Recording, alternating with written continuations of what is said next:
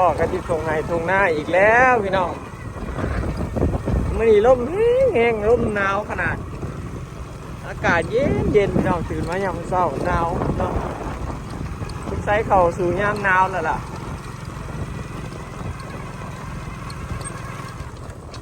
พ่อกันอยู่ตรงหน้าเขาคือเก่าพี่น้องเพราะว่าเกี่ยวเข่าเนาะมือนี้ตอนแรกว่าชิบได้เกี่ยวแล้วล่ะฟังเหมือนพ้นฟังไปฟังมาเพราะว่าเกี่ยวบัดคันฟังพ้นกับบยักหูดอกพี่น้องพ้นเพราะว่าพ้นมันบ่ค่อยตกตรงยามเช้ามันมีแต่ตกช่วงบ่ายมีแต่ว่าสิเกี่ยวหรือบ่เกี่ยวเท่านั้นเนาะฟังบ่ได้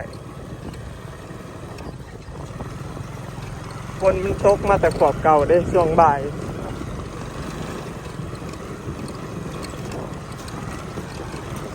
เอากันมาเลยคือมาเกี่ยวอยู่เทียงเทิงพี่แหละแล้วเบิดแล้วพี่น้องแถวเขตนี่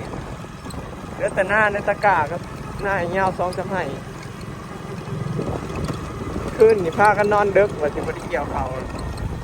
ช่วย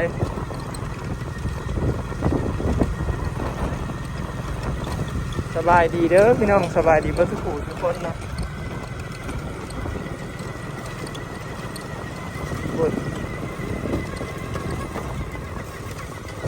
ปิดรถปิดงานมือนี่เดือนหน้าให้เงา2 ให้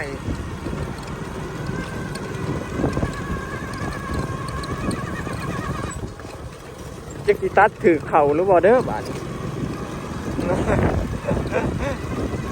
พากันนอนตี 1พี่น้องกันทีมงานเกี่ยวเข่าคืนแบกเขาแล้ว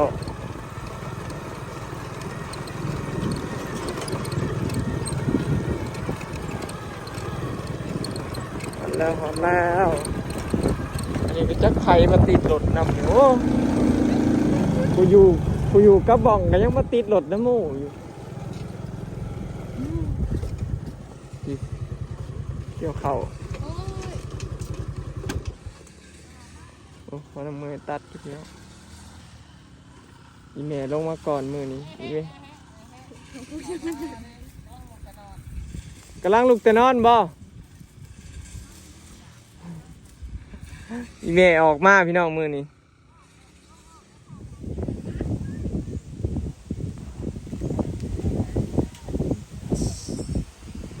ยังมีเงินก็ออกมาพี่น้อง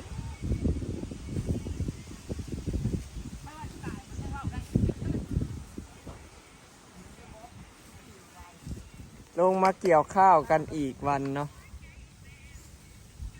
มือนี้บูฮู้มือที่เท่าไรเลยพี่น้องแต่ว่าหน้าเลี้ยงหน้าเงานี่เบิดแล้วพี่น้องเหลือแต่หน้า4 หาให้ชุดท้ายนี่แหละเนาะแล้วนี่ก็คือจบแต่กับพูนเหลืออีกแถวหนึ่งอยู่ท้องกกกุ้งเลยพี่น้องบอลเขาหมัดเข่าเขาตัดเข่ามือแรกขนาดพูอยู่ถึงเหลืออีกน้อยเดียวขนาดเนาะมาเบิ่งทีมงานเขาเป็นอะไรแต่ละคนบ่าวอดกะฮักกันอย่างลงมาฮอดเมื่อกี้นี่นอนบ่ตื่นเนาะเอาลงมาแต่เช้าฮะเอาลงมาแต่เช้าคน แม่นบ่แม่นแม่นยุเต้าลงมาแต่5 โมงฮะไปจังได๋คืนนี้เมียบอกเมียให้นอนอยู่ห้องบ่บ้าระดับเฮาเมียอยู่เนาะเมียเฮาแพงเฮากระโดดไปฮอดปุ๊บเมียก็บอกใครอะเลิศเงินเดี๋ยวมันบ่ได้เมื่อไม่ได้โทษน้ำโพดโทษน้ำโทษน้ำมาว่ะเริ่มมาเด้อว่ะคนลืมกับสามันคนบ่มาขยะมันก็แต่มาเมื่อคือนี่เช้าแหกคอยนอนกอดกันอยู่3 คนบ่อดผันจากนอนกลางโอ้ยเอาไปนอนกลางได้เขานอนอยู่ตักพ่อยเฮานี่คือพ่อกับพ่อแม่ลูกนี่แหละเพิ่นนอนนำกันแม่แบบนี้ก็มาเอาเด้อแม่นะแบบไรเอ๊ะเป็นได้เช้าแห้งเมื่อคืนนี่บ่ได้จัดนักจัดเต็มบ่ข้าเมาเมาเบี้ยว่าสิบ่ได้เกี่ยวข้าวเลยพี่น้องพังเบิ่งพ้นก็เป็นพ้นตกก็บ่ได้เกี่ยวเนาะแต่ว่าถ้ากันสร้างสรรค์เล็กๆน้อยๆมี FC เพิ่นเลี้ยงเบียร์กินไปกินมาฟาดฮอดตี 1ม่วนแฮงมื้อนี้ลมหนาวเด้พี่น้องหนาว ส่เสื้อแขนยาวกับหนาวมื้อเช้าเนาะ อากาศดี สิพาเกี่ยวไว้เด้ออดคันอยากอยู่เฮิง บอกให้ไว้ให้มันแล้วไว้อยู่ เอ้าอยากมื้อแหละ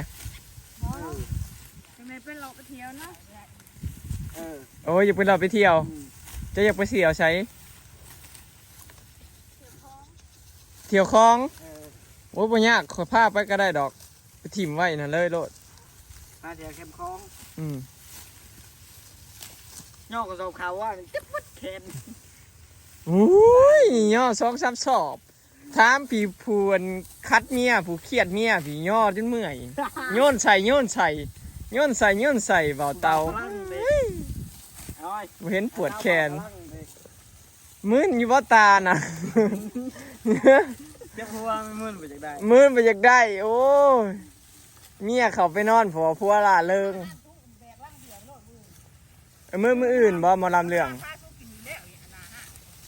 หมอลำเรื่องบ่ นอนกินเลย เนาะกินแล้วกินลูกบ่ ประเภทตะคมอยู่นะยาในข้านเมื่อ มันบ่มีแนวตัด ว่ายืม เดี๋ เงิ ยวน ด้วยไป ที่มอนคนไทย มีตัดเขา บ่ไปอยู่ คันว่างเอ้ยบุตอนเที่ยงเขาบ่ว่างเขาจะไปซื้ออาหารเลยเอาไว้มื้อหน้าเขามาคันแรกขึ้นยามแรงคันว่างอาหารเบิดนี่เขาแล้วเขาสิเป็นซื้ออาหารติแนวเราสิลงมา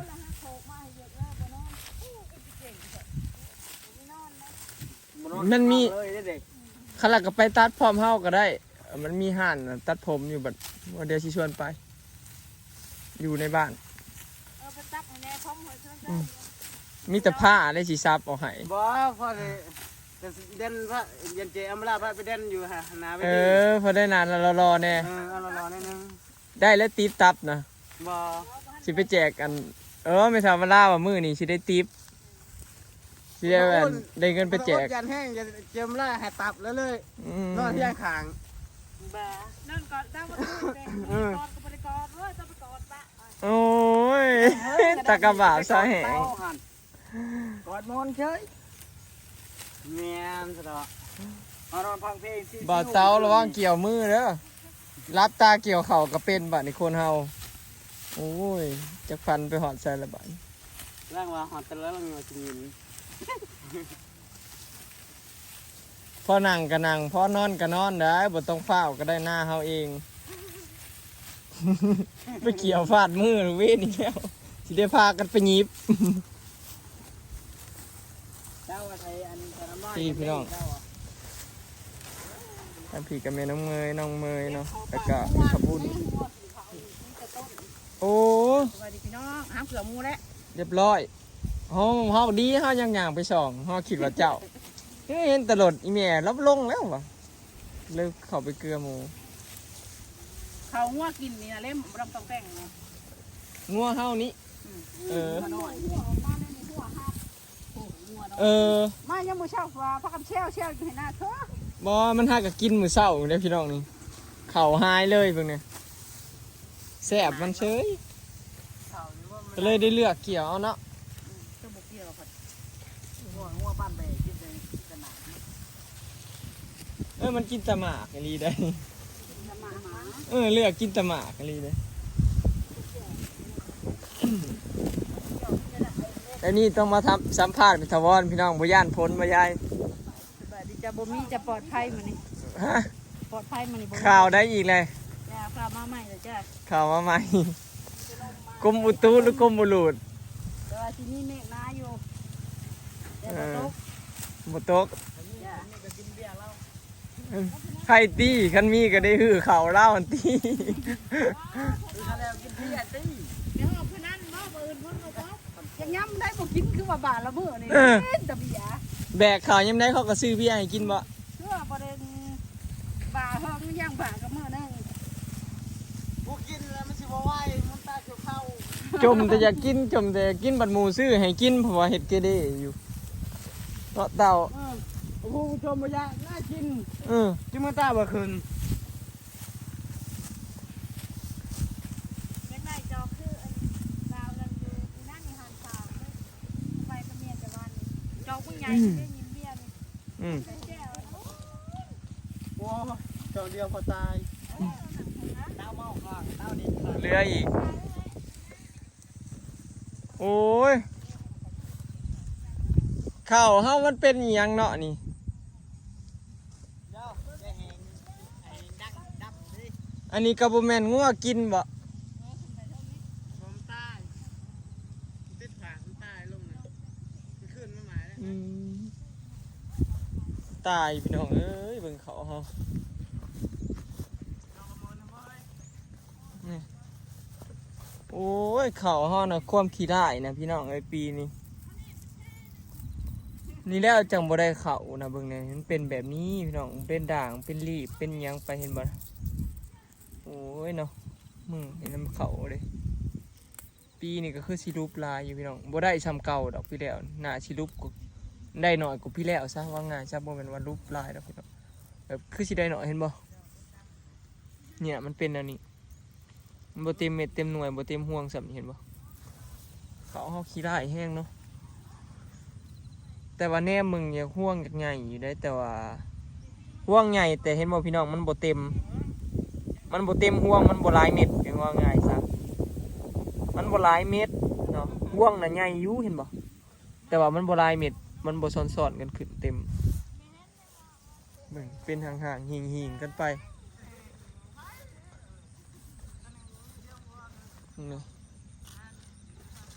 นี่เบิดแล้วพี่น้องเขาเฮาคอยงามแห่งปีนี้เนาะเอาเบิ่งตัวทางหน้านี่ก็คือกันเห็นบ่มันเป็นด่างๆดีๆนะนี่นะเขามีลายบ่งามเห็นบ่เป็นกระแดกแตกงอนเห็นบ่ขี้ลายแห้งเนาะพี่น้องเอ้ยปีนี้ FC เพิ่นว่าบ่พ่อพุยเพิ่นว่าแม่นบ่พี่น้องเพราะว่าพอน้องเมยเราบ่ได้เน้นหวานนี่เราฉีดเอาเลยฉีดปุ๋ยเอามันจังทั่วหน้าแล้วอะฉีดแล้วมันคักกว่าหวานปุ๋ยแล้วอะบ่ฮู้ว่าเป็นยอดหยังพี่น้องอันนี้เป็นยอดนั้นฝนมันออกยามช่วงฝนตกบ่หรือว่าเป็นยอดมันเป็นเพี้ยบ่จังซี่นะตอนเป็นเพี้ยตอนดำก็เป็นเด้พี่น้องมันเป็นเพี้ยตอนดำเนาะแล้วก็มาออกช่วงฝนตกลิ้นอีกเด้เขามาออกช่วงนี้อีกเนาะเลย FC เพิ่นว่าบ่พอพุยแม่นว่าจักพี่น้องเนาะบ่พอพุยบ่หรือบ่พอพุ่นบ่นี่นั่นแหละผู้ใดฮู้ก็แนะนำกันนี่เด้อพี่น้องเนาะว่ามันบ่พอหยังเข้าปีนี้เฮาจักสิได้เท่าใดปั่นเมื่อวานนี่ก็ได้รวมแล้ว140สอบพี่น้องปั่น2รอบเนาะรอบแรกได้58รอบ2ได้85เนาะพอดีเป็น140สอบ เป็นแต่เล็กแปดก็ตั้งคอยทั้งหน้าเรียนพิษแล้วอ้อยบ้านนี่เขาเรียน6 สอบเอาไป60มันหอดเทนาเรียน8 สอบเด้อ เออเขา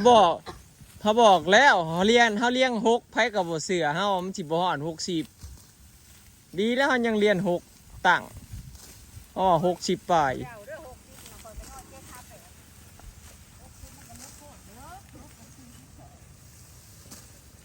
ใครแต่ยังได้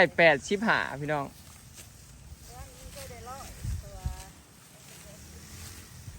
ก่อมานี่ก็เฮาผู้คนนะเฮาพ่อฮู้พี่น้องว่ามันสิบ่ฮอด100หรือแนวใดแบบว่าเฮาผู้คนเฮาผู้เกี่ยวเฮาผู้มัดนี่เฮาแบบเฮาคนเฮาฮู้โลดพี่น้องว่าเขาสิได้แบบประมาณใดนะแบบเบิ่งเขาก็ฮู้ว่าบ่ฮอด100นะปกติเขาแถวนั้นมันหลัก100ขึ้นอยู่แล้วปีแล้วนี่เขาเฮาเลี้ยงแถวนี้มันต้องได้หลัก100ขึ้นปีนี้บ่ได้แต่85ถ้าเบิ่งอีกพี่น้องรอบที่3บัดนี้ว่าหน้าเฮาเบิดทงนี่มันสิฮอด200ปลายบ่อันนี้ฮะก็ได้140สอบหนึ่งเอาได้เต้าปั่นรอบนี้ให้มันได้85คือเก่าเด้อมันจังได้200ปลายหน้าเฮาบัดนี้ตั้งกระสอบให้มันตั้งอัน88สอบพุ่นเด้ออย่าตั้งหน่อยได้อบัดนี้ตั้งเป้าไว้หลายๆเดี๋ยวกูตั้งที่สอบ บ่ตั้ง4สอบมื้อแรก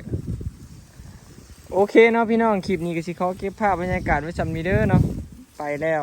สบายดีฝากเป็นกำลังใจให้เราทีมงานเราเนี่ยเด้ออีกบ่กี่มื้อกันแล้วพี่น้องเดี๋ยวก็สิได้ไปต่อหน้าทงพูนเนาะ